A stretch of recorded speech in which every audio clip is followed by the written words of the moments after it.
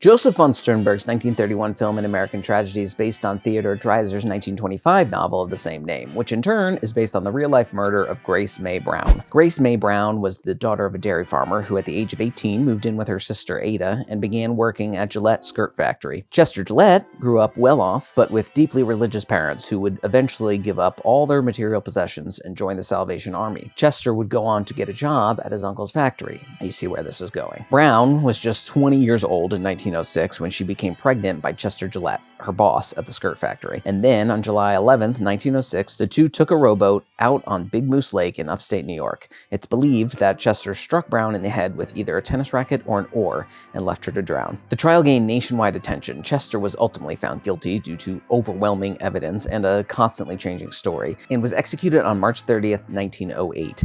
Paramount bought the film rights to Dreiser's novel, and Sergei Eisenstein, director of Battleship Potemkin, was set to adapt, but couldn't get his script approved by the studio. And so Josef von Sternberg stepped in to direct a screenplay written by Samuel Hoffenstein. The film opens with Clyde Griffiths, our Chester Gillette, as a bellhop, assisting some socialites into the room, and it's at this point we can already see Clyde's desperate need for the validation of status. You're getting high hat all of a sudden because that girl in there took a shine to you. Don't kid yourself, number 7. You ain't got a chance with a classy dame like that, or anybody else like her. Well, I'm not gonna be a bellhop all my life. Later, after a night of drinking, Clyde and his friends are on a joyride where they kill a young girl in a hit and run. That sends Clyde out on the lam, where he ends up running into his uncle. I got some wealthy relations that like her. I guess I wonder if it could be my uncle. Who offers him a job in his factory, where he eventually meets Roberta Bert Alden. Clyde sets about love bombing Bert, sweeping her off her feet and ultimately getting her pregnant. At the same time, Clyde has finally broken his way into high society after he meets the 17-year-old Sandra Finchley and wants to end things with Bert. But instead of just doing that, he hems and haws and offers her excuses. What about me? You know I haven't got any money. All I have is my job, and if we got married, they'd find out all about this. I'd have to go. I know, Clyde, but I don't see any other way out of it. Why couldn't we get married right away? Keep it a secret for a while. I don't want to get married now. It means too much for me at this time.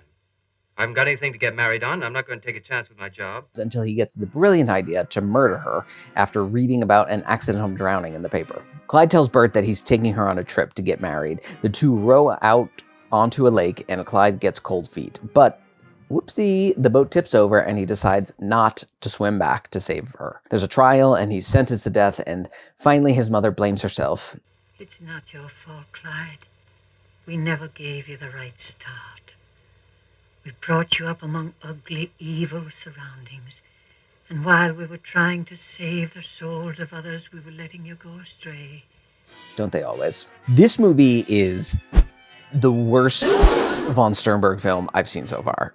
What happened here? The story seems like a perfect fit for him too. A self-centered, status-hungry man is driven to murder by his own cowardice and lust for social position. But this film has no tension. It has stiff performances, and the biggest sin of all, in my mind, is how the film handles the actual murder. Side note, I haven't read the book, so maybe this is just an adaptation issue. Should I read the book? It could be interesting, and it seems like people think the book is much better, but it's very long, and I have a hard time putting down books, so I don't, once I start them, so I don't want to start it if it's not worth it. If you read the book, let me know in the comments whether I should pick it up. In real life, Gillette bludgeons Grace in the head, and here, after deciding not to go through with it, Clyde and Bert just tip over, and sure, Clyde decides not to swim over to Bert and save her, but I think this really lets him off the hook and weakens the whole movie. And it's wild because they don't soften the character throughout the whole film. Clyde is a terrible person from the start. He runs out of town after being involved with the death of a child. He guilts and manipulates Bert into sleeping with him in the first place. No. Couldn't do that. Wouldn't be right. Besides, someone might see us, and you'd lose your job, and I'd lose mine, too. All right, if you don't want to, you don't have to. I'm not going to walk the streets like this every night. Please, Clyde, don't be angry with me. I'd let you come to my room if I could. Be easy enough to do if you wanted to. You don't want to. I can't, Clyde, I can't. It wouldn't be right.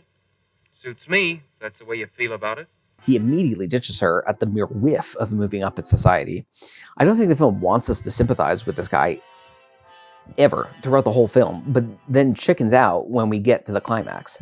I'm not sure if following through with that moment would have made this a great film, because like I said, the performances are pretty stiff and there's a serious lack of rising tension, but it might have taken it a notch or two above where it is now. There are some things I like about the film, though. The interstitials against the rippling water are great and do a lot to add some tension to the film. An American Tragedy was a very popular book based on a very well-known murder trial, and so I imagine, I don't know this for sure, the audience coming in to see the film were aware of what was going to happen, and so that little hint is just enough to cause some dread. I love this scene as we track along the water with Clyde and his new love after killing Bert.